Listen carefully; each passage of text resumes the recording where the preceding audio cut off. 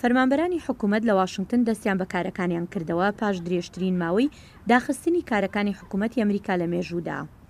ئەو ئاژانسانەی حکوومەت کە بەرداخستنەکە کەوتبوون کرانەوە پاش ئەوەی سەرۆک ترامپ و دیموکراتەکانی بەرهەڵستی ڕێککەوتن کە لە بەردانواندن بکەن بۆ کارکردن لەسەر ئاسایشی سنوور. سەرۆک ترامپ خۆشداریەکی نوێی لە تویتەردا ڕاگەیاندووە کە هەر ڕێککەوتنێک پێویستە بریتی بێت لە تەرخانکردنی بودجە بۆ دیواری سەر سنوور. The government will either shut down on February 15th again. یانەوە تا حکوومەت لە 15 مانگی دوو دادەخرێتەوە یا من ئەو دەسەڵاتی خۆم بەکاردێنم کە دەستوری ئەمریکا پێداوم بۆ چارەسەرکردنی ئەم ڕەوشانە ئاساییە. بەڵام وا دیارە کۆمارەکان لە ناویاندا میچ مکانەڵیش نایانەوێت داخستنێکی تر ڕوو بدات. من حەزم بە داخستنی کارەکانی حکوومەت نییە. پێم وان نییە بۆ کەس باش بێت و دەبێت ڕێگەی لێبیگیرێ. ڕاوەرگرتنە گشتیەکان دەری دەخەن ڕای گشتی ترامپ و کۆماریەکان زیاتر بۆ داخستنەکە تاوانبار دەکەن. هەندێک لە دیموکراتەکانی وەکو چەک شومەر بە پەرۆشەوە ئاماژەی پێکرد. هیوادارم ئەمە ببێت بەوانەیەک بۆ سەرۆک ترامپ و هەموو هاوکارە کۆماریەکانم چیتر کارەکانی حکوومەت ڕانەگیرێن. سەرۆک ترامپ دەستی لە فڕنێکی زۆر گەرمدا و هیوادارم جارێکی تر ئەو کار نەکاتەوە.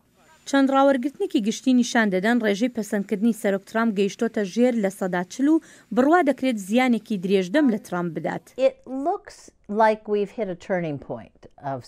بەوە دەچێت ئێمە گەیشتی بێتینە شێوازێکی وەرچەرخان. سەرۆک بە هەڵە لە کاریگەریەکانی ئەو داخستنی کاروباری حکوومەتە بەسەر خەڵکەوە تێگەیشت بوو.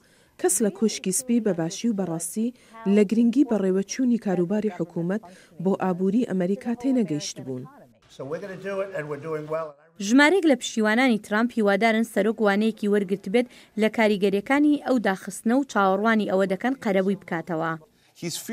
بە شێوەیەک بێت ترسا کە من چەند کەسێکی کەم بینیوە لە سیاست داوا بێترس بن. ئەمانە هەمووی شتی باشن، بەڵام هەندێک جار کاتێک کار لەسەر خواستێک دەکەیت بەبێەوەی بەرنمەیەک هەبێت کە من پێم وایە لە مەسەلەی داخستنەکەدا بوو بەباشی کۆتایی نایەت. بەشێکی زۆریش لە پشتیوانانی ترامپ چاوەڕوانی ئەوە دەکەن سەرۆک باری نائاسایی سنوور ڕابگەیەنێت بۆ دروستکردنی دیوارەکە ئەگەر کۆنگرێز لە بەردانواندن نەکات. ئەمە دروشمی هەڵمەتەکە بوو. ئەمە شتێکە کە ناوێت وا دیار بێت کە لی پاشگەز بۆتەوە و زۆر سەختە لە بەردانواندن بکات. لەلایەکی ترەوە ڕەنگە ترامپ هیوای دووبارە هەڵبژاردنەوەی لاواز بکات بەوەی کە سەرنجی تەنها لەسەر ئەوە بێت پشتیوانە بنچینەکانی خۆی دڵخۆش بکات. He has not tried in his 2 years in office to expand his base. لە ماوەی 2 ساڵی ئۆفیسدا هەوڵی نەداوە بنگەی جەماوەری فراوان بکاتەوە. ئەمە کارەساتە بۆ سەرۆکێک چونکە بێگومان هەندێک لەوانە کاڵ دەبنەوە. باشترین دەرفەتی داهاتووی سەرۆک بۆ دۆسەی دیواری سنوور وتاری ساڵانەیەتی لەسەر ڕەوشی وڵات کە لە ڕۆژی سێشەمە لە بەردەم کۆنگرێسی ئەمریکا پێشکەشی دەکات.